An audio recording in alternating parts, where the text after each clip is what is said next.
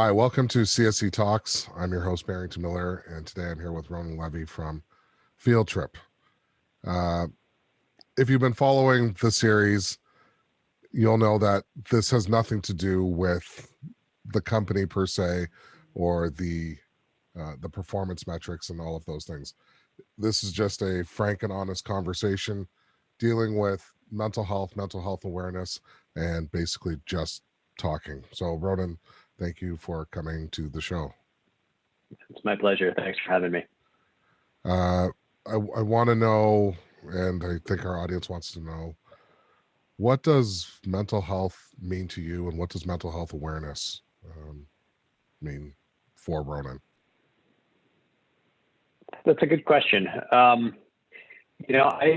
don't like the term mental health.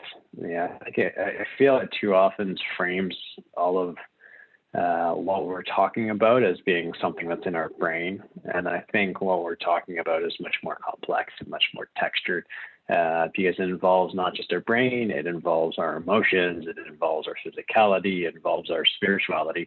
There's so many aspects to this conversation about what we're talking about, however we want to define it. And so for me, mental health, for lack of a better term, is just about connecting to yourself, understanding who you are, what drives you, what triggers you, what makes you happy, what makes you sad, understanding that and understanding why, I think is probably the most important aspect of everything that we're trying to pursue. And so mental health awareness to me means opening yourself up to that conversation. And I know it's not easy because when I was, most of my life until about 10 years ago, I would be like, there's nothing wrong with me. I'm totally fine. Sure. There's some shitty things in excuse my language, but there were some challenging things in my childhood, but I'm fine. Look at me. I'm good to go. And then after being, badgered by friends about, the potential and the positive aspects of starting to work with therapists and coaches and meditation, I became very much aware of just how profoundly transformational tapping into your mental health and your emotions and your spirituality can become and can be. So I think it was interesting what you said is that your friends were the ones. What brought that on?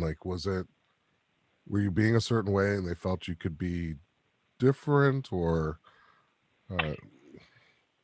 It was I was in a situation where I was in a relationship that deep down I knew I probably shouldn't be in, but I was terrified about doing anything about it. And so I had a conversation with the person who I work with to this day, and his name is Erwin Perlman.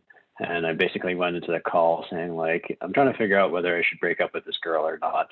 And we ended up talking about my grandfather and all this kind of stuff. And I found myself bawling my eyes out in my office at work. And I was like, okay, maybe there's a lot more to this conversation that I had never given credence to. And he basically came around and he said, here's your thing. He's like, you need to learn how to feel and express your emotions. And he's like, this isn't unique to you. This is very common for, many people, particularly men worldwide. But when it comes to making a decision as to whether to be in a relationship or not, he's like, that's not a rational decision. That's not a decision where you can write down a list of a reason to be in a relationship. You either want to be in it or you don't. And all the reasons that you could come up with about success, money, humor, all that kind of stuff, it's doesn't matter. If you still don't love the person, you still don't love them. And it kind of opened my eyes to just, at that point, just started to be aware of emotions and all the things that go on within us. It's when we started doing this, and a quick shout out to the Canadian Securities Exchange for allowing us to have this platform. I wasn't sure where it was going to go. It just so happens that I'm interviewing men. It just so happens that the majority are in the psilocybin / cannabis area.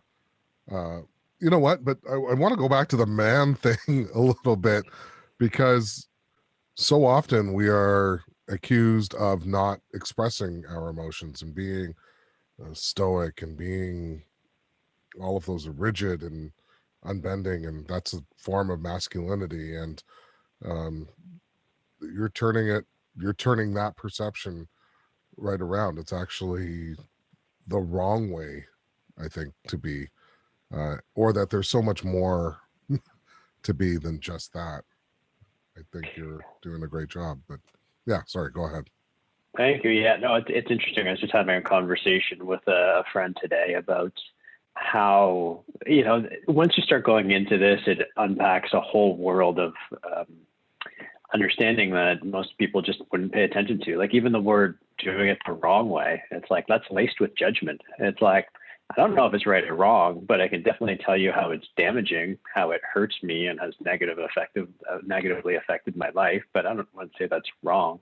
But yeah, it's like men, we live in a society where men are performance objects and women are sex objects.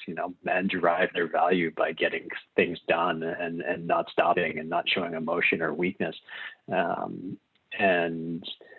And that's got to change. A lot of like the things that affect men, there's a reason, and it's not just our diet, that men tend to have greater heart disease and the higher incidences of most diseases and tend to die younger than women. And some of it, certainly not all of it, but some of it probably has to do with our unwillingness and our rigidity in holding our emotions in, and all the energy and time and resources it takes to do that, because we are still human and we do have feelings, whether we care to show that or not. It doesn't change the truth of the matter.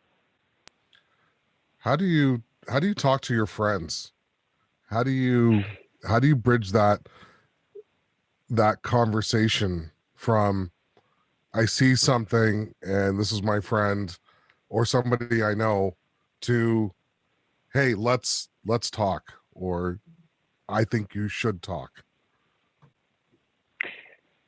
Yeah, I'm fortunate that most of my closest friends are very open to this, and I think deep down that's like the biggest thing that we're all striving for, is feeling safe and welcome with people. And so I have a lot of friends who have enabled that, and for those people who aren't prepared to go into that conversation, and then I take it upon myself to just create a safe space for them, even if they don't want to talk about it, just letting them know that's like, if they ever do want to talk about it, I'm still here and would be happy to talk. And if they don't, that's okay too. I really try to live my life, and I'm certainly not perfect at it, but I do try to not judge people. And, my favorite author, Tom Robbins, has a great quote where he says, there's no such thing as a weird person. Some people just need more understanding. And I really try to remind myself of that. It's like, wherever you are, that's okay. And there's a path forward, and that's fine. And whenever you want to go down that path, at least towards the direction that I've gone in, then I'm here to help if you want it. Ronan, that is a fantastic quote to wrap this up. For our audience and our listeners and our viewers, thank you for coming. Thank you for being here. Thank you for sharing.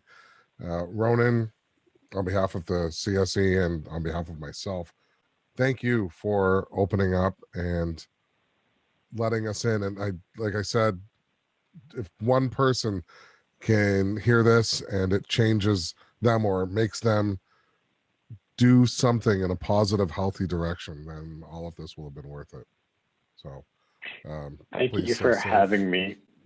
Yeah, and I'll just do a plug for our podcast, which is called Field Tripping, Epic Trips in Psychedelics, which can be found at www.fieldtripping.fm. And the reason I just mentioned that is because a lot of the conversations talk about this kind of stuff, about how you get into it, how you can think about it, how you can see how decisions in your lives and your emotions can affect things, and how being open to them, particularly through psychedelics, but not exclusively, can really have a profoundly positive impact on your life. Oh, well, www.fieldtripping.com. .fm. Oh, sorry, .fm. Check it out. And Ronan, please stay safe. And thank you. This has been another edition of CSE Talks.